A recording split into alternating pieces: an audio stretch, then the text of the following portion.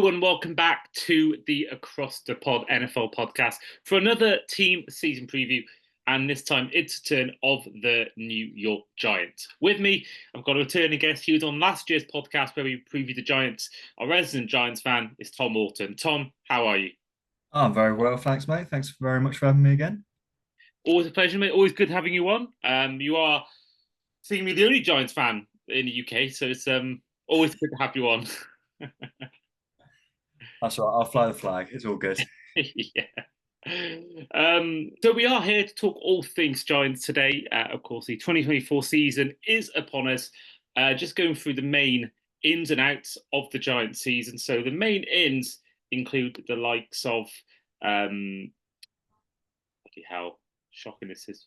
The main ins include the likes of Jermaine Luminor, which is one of our British contingents in the NFL, the tackle who was last year with the Raiders. Other people include the likes of David Long, Drew Lock, Chris Manhertz, Jalen Mills, Jordan Phillips, Allen Robinson, as well as trade for Brian Burns, where he gave up a second and a fifth round pick and a 2025 fifth round selection to the Panthers. And also the outs include the likes of Darren Waller to retirement, Saquon Barkley, who has gone to the Eagles. Other people include Paris Campbell, Wyatt Davis, Xavier McKinney, Sterling Shepard.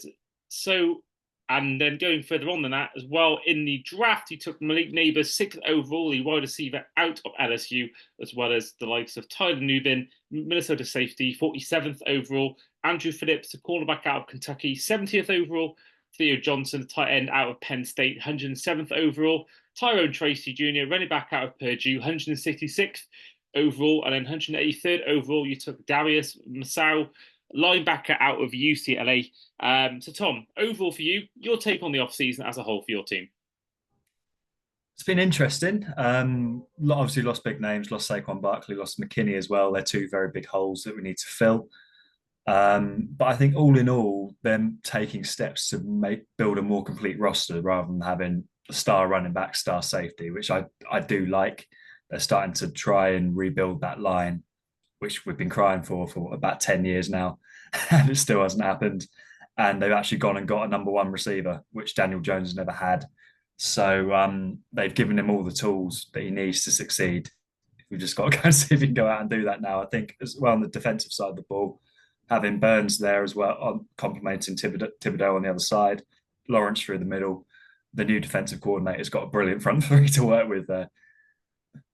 Yeah, I mean, Brian Burns, it's just amazing how the Panthers have given up both McCaffrey and Burns, and I believe no one gave him a first round pick out of it. It's just, it seems like, again, to only get what you did, to only get what they did, sorry, from him seems like a real robbery on your end. I think that it just seems like you'd have thought at least the first round pick would have been up for discussion. But I suppose second round pick is still there. But I just felt like the Panthers could have done a bit more and could have got more out of the Giants.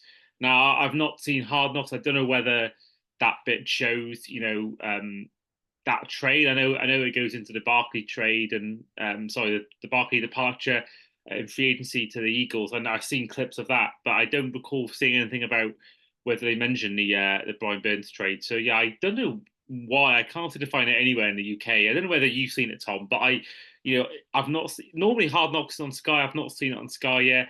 I've not actually checked Game Pass, and maybe it's on there, but I've not seen any sort of anywhere a way to watch it. No, I mean I've only seen the clips of the same as you. I mean I've looked on Game Pass, it's not there. I think the only way to watch it is on HBO, and Oh my! a little bit of a pain. But yeah, it seems to have gone. The Burns trade does seem to have gone under the radar a little bit with the whole drama going around the Barkley departure, like his anger at how it's been handled, the fans' anger at how it's been handled, and then Joe Schoen sort of sitting there, just sort of, oh well, it doesn't really matter, does it? It's like one of those things that Burns is sort of got, as I say, under the radar, but it's a hell of a lot of money to be paying him in the contract as well. I think I had a little look earlier. It's 150 million over 5 years with a guarantee of 87.5 million. 24 million of that is due this year. So it needs to pay dividends. So it's a hell of a lot of money to go under the radar there. Yeah, and that's actually a great segue into one of the things I wanted to ask you about was Brian Burns. I mean, as you mentioned there, a huge, huge contract, and it's a lot of money. Now, what do you think that's maybe an overpayment, or do you think he's worth that, or what kind of what are you expecting out of him going this year? And do you think he can live up to that sort of big contract he's been offered? I think it's very hard to live up to a contract of that size. I mean, he's the tied ninth highest paid defensive player in the entire league, so that gives you a sort of indication of the scale of it. I think it is a recognition from the Giants that the lines are important. They've invested in the offensive line and they're investing heavily in the defensive line here. So they think they're showing that that's where the game's won. I think it's a lot of money, but it's also a sort of thing. Oh, we're not going to pay Barkley, so this is what we can spend that money on instead. Whether that's the right call or not is a difficult one to say at the moment. But he's also healthy, and that's the main thing. He's a very durable player, productive player. I mean, last year he dropped off a little bit, 32 tackles, 8 sacks, and one forced fumble. We had 12 and a half sacks in 2022. So if we can get that sort of level of production, sort of in the middle, sort of 10 sacks a season, 10 sacks this season, you probably made your money that year. Yeah, I mean, he certainly has. So some players that only perform really well on their last year of their deal, but they're trying to get a new contract or trying to get themselves a new deal. And but Burns done it for years and years. It's not just a 1 year thing. So I think that he um, will be very serviceable. I don't know what his age is. I'm gonna look at it now. He is 26, so he's still got many years left. You think at least 5 or 6, unless his body does fail him, like some players it happens to. So I think you've got him there for a good amount of time, and I think that um, if you're paying a guy over over a 5 year Mm. deal, 141 million, that's roughly, my maths is correct, about $30 million a year roughly. If you're paying $30 a year for $30 million a year, sorry, for five, between 8 and 12 sacks or more, then I think it's worth it because getting a guy, a good edge rusher, is it's hard to find an elite one. So I think if he can perform well and get in double-digit sacks most of his years he's with you, then I think that it's a worthwhile purchase. And I think he's a great player, so I think it's he'll be a great addition. And I think having him alongside, as you said, alongside Thibodeau, one of the other players I do like is Ojolari, and I've liked him since college, and I'm hoping that he can do well as well. But it's the main concern really going around the Giants really is not really to do with defense. I think it's the offense, and it's one man in particular. It's Daniel Jones, the quarterback. We have these chats in 2021 and going into 2022, and then 2022 he has an amazing year, which earns him a new deal. Last year, he took a nosedive form wise, and I've seen a clip this morning from training camp where the throw is really abysmal. I think he's trying a screen pass or maybe a throw in the flats, and it's just a really terrible throw. And I remember the same sort of things chats we were having a couple of years ago about a fan being hit in the head. I believe I saw a report. Don't know how true this is about Daniel Jones his throw going to a fan in the crowd, but of course he silenced the crowd. The critics then won a playoff game for you guys. Now where are you with him? Because it could easily go one of two ways. He could have a great year, you make the playoffs, or he can have an awful year, he gets benched, and you finish with the third or fourth overall pick in the 2025 draft. How are you sort of viewing Daniel Jones, and how are you feeling about him going into the season? It's a difficult one because he didn't have a full season last year. He played 6 games last season, but he was 1 in 5. But in as record wise, he'd thrown more interceptions in those 6 games than he had the season before, and that's worrying. It's really worrying. And but in terms of like completion percentage in 2022 was 67.2, and it was 67.5. So he was at last year, so he was actually higher. Looked like he was getting better in terms of looking after the ball, interceptions aside. Um, I think it's going to be it's make or break for Daniel Jones this year, not rather than being make or break from the coach for the coaching staff and the GM. I think they've got, if it goes wrong this year with Jones and they end up in that top 5 section of the draft, then they'll be able to pick their own guy or go and get their own guy in free agency. So I think for Jones, it's massive. It's whether he is the starting quarterback for the next 2, 3 years, or whether he's back up somewhere, whether he goes the direction of Wentz, Darnold, who are bigger talents than he is. and find themselves on back sort of perennial backups now. Um, I think if he can look after the ball, be patient with the ball. I mean, I know you don't get a lot of time in the NFL, but you've got a lot you've invested in that line. You don't have the safety net of Barkley behind you anymore, but you do now have the number one receiver, which was always the issue of the Giants. We never had the receiver. So you've now got that number one guy who's coming out of LSU, where you've had just Jefferson, Chase, Beckham beforehand. You've had all of those players coming out of there. It's not a bad school for receivers. So I think if he can't win with that level of talent that we've now got on the receiving corps, we've still got Hyatt as well, who's a good player, and Robinson as well is decent. So we've got the talent there for him to at least take that next step, be a little bit better. He doesn't have to be a world beater. He doesn't have to be Josh Allen, Patrick Mahomes. But he does have to be better, and that's the ceiling's a little bit higher. The bar's a little bit higher for him this year. Absolutely. I mean, he's not, a rookie going into a second year. He's been there for a long time now. 2019 he was drafted, so that's what, 5 seasons, 4 seasons in the NFL, and he's had one good year, and even that year, looking back at it, isn't exactly a one where he was anything close to being an MVP candidate. So, he's fighting for his job because I don't see. I can see maybe someone else giving him a chance. I mean, if Zach Wilson can get a second chance as being a starter, then I'm sure Daniel Jones can. And we all know that he can use his legs. That's the one thing he has over. That's one thing that keeps him as someone you can potentially think, oh, this guy could be good because he is. He's definitely, I'd say, look at top five mobile quarterbacks. I think he's got to be in that around that 5 or 6 mark because we see him use his legs a lot of times, and it seems to work if you take away the one game where he fell over whilst doing it, but even that was still a big gain. So it's that's the one factor he's got in his game where you think, okay, this guy can play, but and also he got the playoff win where he was good in that game. But I think we need more. I think as an organisation, you want more than just one playoff game, and occasionally you use this feet well. You want the passing good as well, and that's something we haven't really seen. Really, to be honest, any season. I think even his 2022 season, he had, I want to say 19 touchdowns, 12 picks, but I could be wrong on that stat. It's not exactly, I don't remember the stats being completely like mind blowing what he got in that year. So yeah, he is certainly on his last chance, Loon, and I do feel like I think you're right. I think if the head coach or head quarterback has to go, I think it's Daniel Jones all along. Brian Daboll has done obviously got 6 wins last season, but it did really well in his first year. Was a coach of the year candidate. I think he may even won coach of the year in 2022. So yeah, I think there's definitely you know positives to have about him, but I think yeah, he needs to fix up sharp quickly on this one, I think. So we are going to head now to our final segment, which is going to be our win-loss tie section. So if you aren't familiar, those listening at home or watching on YouTube, every fan who comes on predicts their team's record for the season by going through each game and answering with a win-loss tie answer.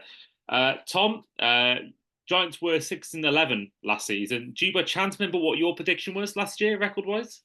It was more than that. I was very optimistic, wasn't I? Yeah. So you went for 10-7. So you Oh, four God. wins different.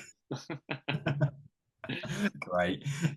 Oh, I mean, there's a couple worse than you, so you haven't got that title. But yeah, no, I think poor old Lee, our Chargers fan, had him winning 11 games last year. So just think it could be that for you. So Could be worse. yeah, exactly. And it's we mentioned about that playoff win for Daniel Jones against the Vikings. That is your week one encounter at home in week one. Win, loss, or tie. I think we win it. I think we win it just. I think it will be tight. I mean, their quarterback situation, we don't quite know who's going to be the starter just yet. I mean, they've got Darnold, and I can't remember for the life of me what the Michigan guy's name's called. JJ McCarthy. That's the one. Yeah. And we don't quite know who's starting yet.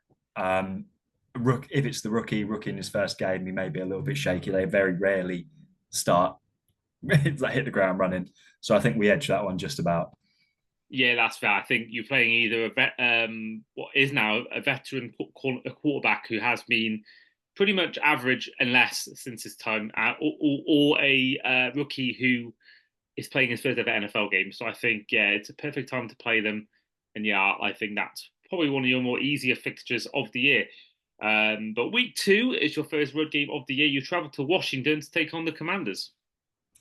I think we win that. I think we collect our annual win over there. No matter how bad we are, we always seem to win there. This will end up being the year that we don't, but I'm still going to say yes. Still going to say it's a win. Yeah, when we had our Commanders episode, was the last one that's been published on this podcast feed before this one, and James was saying that yeah, they never do well against the Giants, so especially the last few years. So yeah, that's something I was kind of expecting you to say. But it gets tougher now as you got firstly a road game against the Cleveland Browns. Yeah, I think we lose that one. I think they've got Watson coming back, and they've got Cooper's in there now. They've still got a very good defensive line. Still got Myles Garrett going strong. I think the Browns are too much. Yeah, I mean, there's talk actually. He may not be fit for week one. So whether that stretched Okay. to week three, I don't know. But I think I'm So not. Sorry. let's hope so. Yeah. I mean, I don't know actually. I mean, I probably right now I'd take Winston over Watson anyway. I think Watson's been pretty bad since joining the Browns. So I think that Winston might actually be a better player for them right now in the centre. I think the crazy as that would sounded a couple of years ago.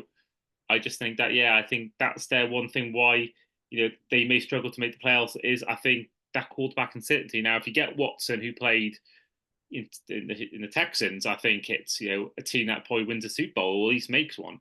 But I think right now he's just nowhere near the quarterback that he was, and obviously it's all self-induced. He's brought on himself why he had the year off and everything like that, and everything that comes with playing now. He get booed everywhere he goes. But at the moment I don't see any way back for him. I don't think he's ever going to get back to those heights he had basically pre-COVID. Week four though is a home game against the Dallas Cowboys. That's another loss. I think that one. I think the way we give Washington their annual two losses, they'll give us our annual two as well. So, Yeah, I can see that. I think Dallas will be way too strong, and as I showed last season against them, particularly in week one. Week yeah, five, you're playing in Seattle against the Seahawks. again, not confident. I think that's another loss. I don't like playing the Seahawks, especially over there. They're very Interesting. difficult to beat there. Yeah, I mean that is a tough crowd, a bit like the Eagles, really tough crowd, a loud place. So yeah, that's not really that much of a shock to me, if I'm honest. Um, week six doesn't get any easier. You're playing the Bengals at home. I'm afraid if Burrow's healthy, that's another loss. Um, absolutely. I think we could possibly win it without if Burrow's injured by then, which he may well be given his history. But I think at this point, presuming that Burrow and Chase will both be there, that's a loss. And that will actually be October 13th. That'll be midway through the London games, which, of course, you went to last year, and you obviously talked about a time where you were sitting next to Trevor Lawrence's family, and must have been a really cool experience. But are you going to any of the games this year? I've actually bought my ticket today for the Jags Bears game. A couple came up on the resale, so I grabbed those up. I quite like to go to the Patriots one as well because I haven't seen the Patriots yet. They're one of about 3 or 4 teams I haven't seen yet. So hopefully that one as well. Yeah, if you can, try and get the all 32 team bingo done because that's something I really glad I can say I've done, and I think that especially with all 32 teams playing in London at some point in their lives, I think that is a good chance. There's a lot of Brits who have done the same. So I think if you can get that in, that'd be quite a cool achievement to have under your belt. Yeah, exactly. I hope so. Hopefully we'll get it done, but it depends on the old purse strings at the moment. Yeah, that is completely fair enough.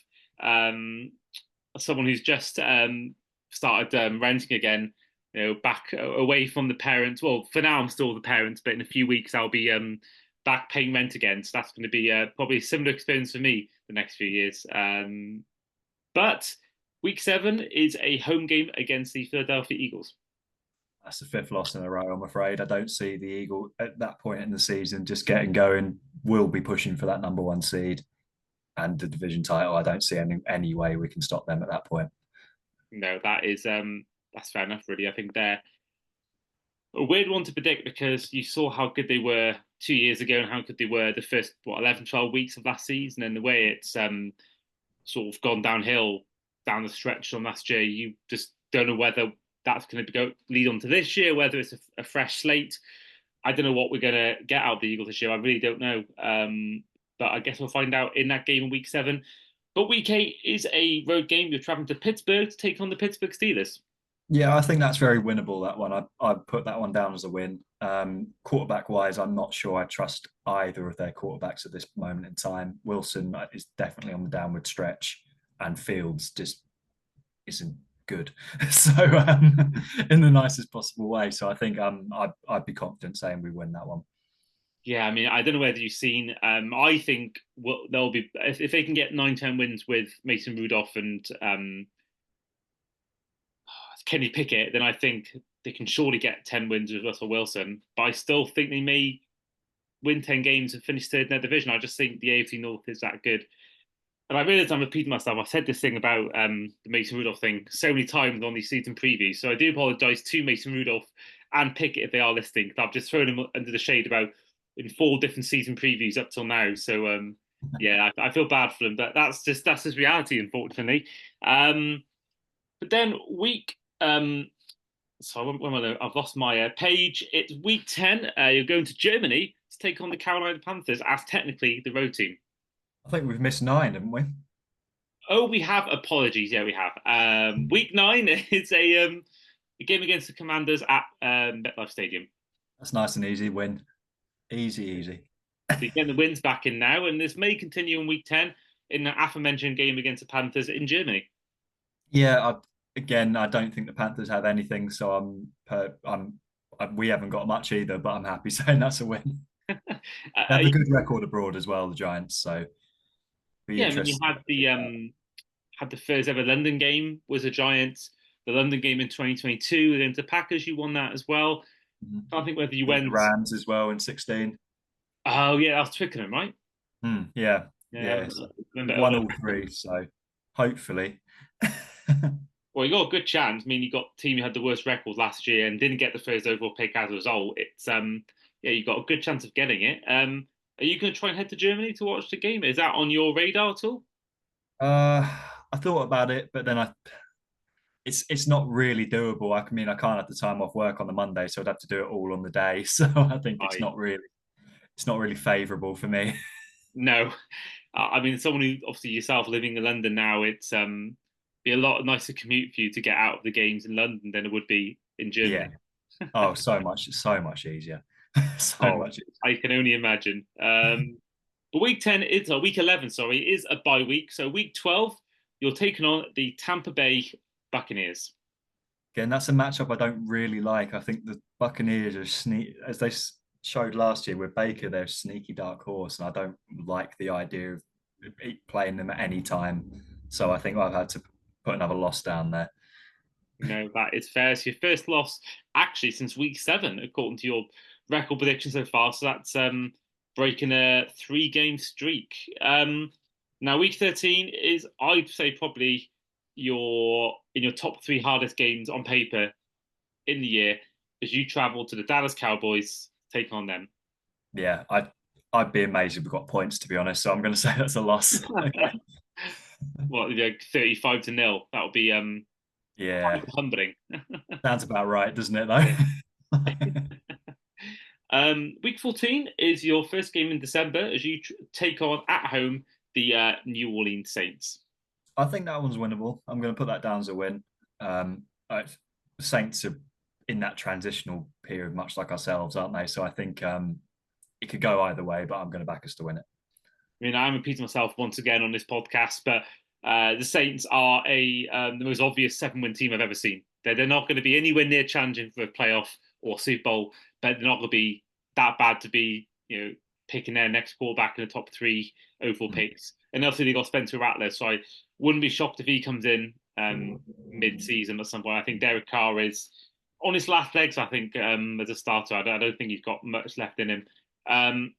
Week 15 is against last year's one seed in the AFC. You host the Baltimore Ravens.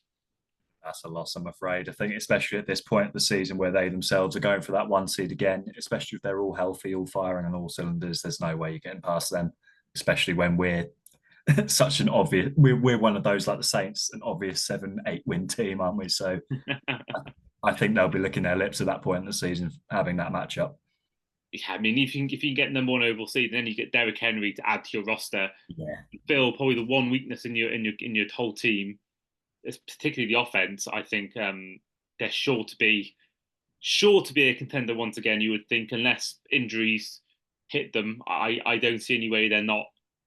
First of all, not in the playoffs. I don't see any way they're not. Yeah, if they are a division winner, I don't see it being anything but a one or two seed personally. Although the division's that tough, maybe there'll be a bit of a cannibal sort of situation in the division where all the teams beat themselves. But I think I can't see them being anything but the top three seeds if they win that division. I think they could finish second, but still make the Super Bowl. I think they could easily do that. I think it's a tough division, but I think ultimately, yeah, they're going to be a force once again. I'm sure. So from one extreme to the other, you go into the Atlanta Falcons in Week I 16. think that I think that's a win. I think that has to you get certain games on your schedule, don't you? Though you think you've got to win that game, and that's one of them against a team much like yourself, or probably worse off.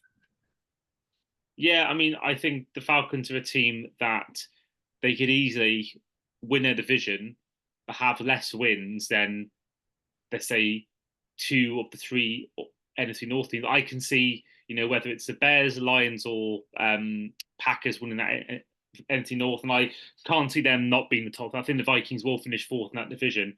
I can genuinely see the third place team in that division having more wins than whoever wins the NFC South. I really do. So I think I can they'll. see the Vikings having more wins. To be fair, Yeah, with their defense, and if you're Justin Jefferson, you've always got a chance. And McCarthy could just be that guy, and you never know.